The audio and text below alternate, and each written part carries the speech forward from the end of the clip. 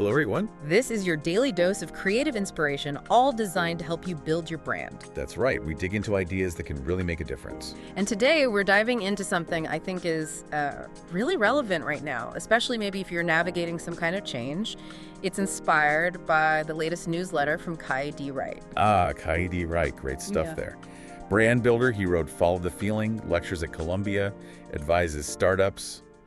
He knows his stuff. He really does. And this newsletter piece, it hit on something timely. Think about graduation season, for example. Mhm. You've got millions facing transitions. I think the estimate for 2025 is nearly 7 million graduating just in the U.S. That's a lot of change happening all at once. Absolutely. And not just grads. People change careers, shift roles, start new ventures all the time. Change is constant. Exactly. And the core idea, the analogy Kai uses in the newsletter, is that navigating your career, your work-life journey, it's like driving a car. Okay, I like that. Driving a car. Right. But just having motion, just driving, isn't enough. You can drive all over the place, burn a lot of gas. And still end up completely lost. Yeah, Still be nowhere near where you actually wanted to go. Yeah. You need a destination. precisely. That's the core of it. Driving everywhere and still being nowhere because you didn't set a destination. It's a powerful way to think about it. You see people constantly busy, constantly doing things. But is there intention behind it? Is there a direction? And this brings us to the main insight from the newsletter, especially for those moments of transition. The real secret to standing out, it suggests, well, it isn't just talking about your past. Yeah, that's interesting. Because resumes, LinkedIn, Yeah. that's all backward looking, right? Here's what I did. Totally. It's documentation.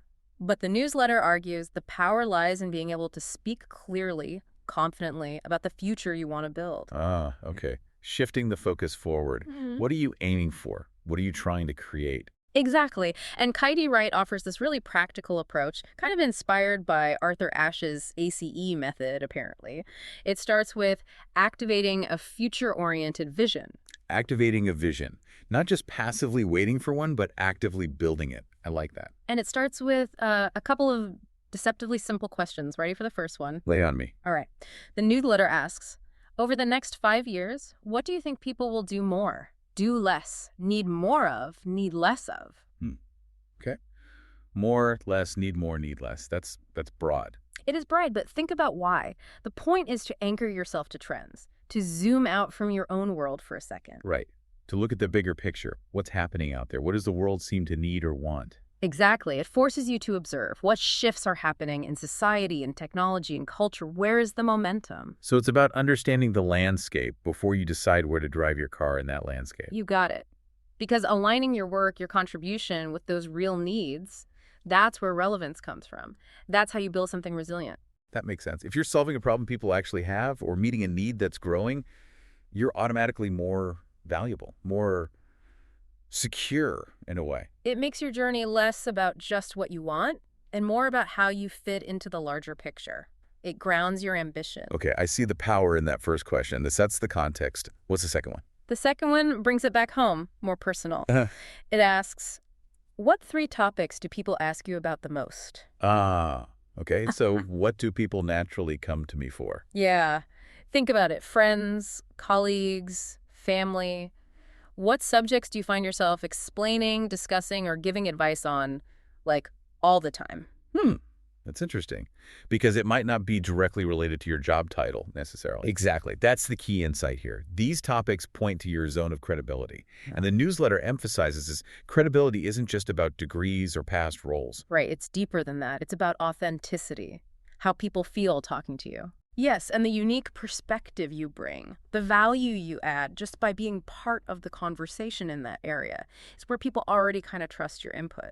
So it's recognizing where you already have influence, even if it's informal, where people see you as a go-to person. Precisely. You might even, ask people close to you what they think those topics are. Their answers could be really illuminating. You might find you have credibility in areas you hadn't even considered. I like that. It's like uncovering your hidden superpowers, the things you're known for without even trying sometimes. Yeah.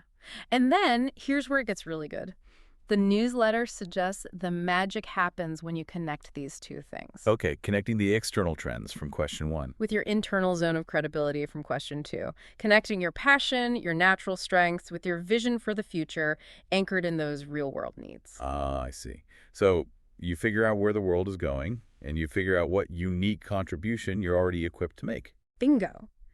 And that intersection, that's where you find real fulfillment. That's where the excitement, the motivation, the sense of purpose kicks in. It's like finding the perfect road for your specific car, leading to a destination you actually care about. Beautifully put. Now your driving has meaning. It has intention. You've plugged the destination into your GPS. And this framework, this way of thinking, it's not just for the 22-year-old graduate, is it?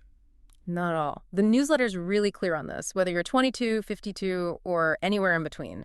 If you're navigating growth, change, reinvention, this applies. Yeah, because we all face those moments where we need to readjust our course. Right. Maybe you're feeling stuck, or the landscape shifts under you. Absolutely. Having that clarity about the future you want to help build and the unique value you bring that acts like a compass. It keeps your work meaningful, it keeps you relevant. And thinking about this from a brand building perspective, which is what this show is all about. Right. This activated future vision is huge for your personal or professional brand. How so? Well, think about it.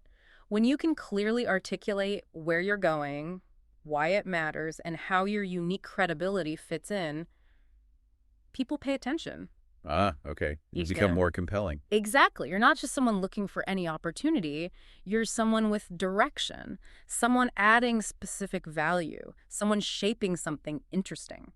People want to talk to that person. They want to collaborate with that person. They see you as someone who's like actively building the future, not just reacting to it. You're signaling purpose. You're showing you're in the driver's seat charting a course, and that's incredibly attractive, whether you're building a personal brand, a startup, or leading a team. That intentionality is magnetic. It really does cut through the noise. So the main takeaway here is pretty clear, I think. Change is always happening. Things are always shifting. But you don't have to just drift aimlessly. Yeah. You can actually choose your direction. You can be intentional about it. Activate that future vision. Define your path.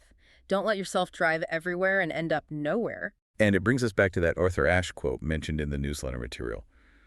Start where you are. Use what you have. Do what you can. Such a great quote. It takes the pressure off, doesn't it? You don't need all the answers right now. Exactly. Yeah. Start with these questions. Use the credibility you already have. Do what you can to take that next step with intention. So the invitation to you listening right now is to actually do this. Take some time, maybe grab a notebook.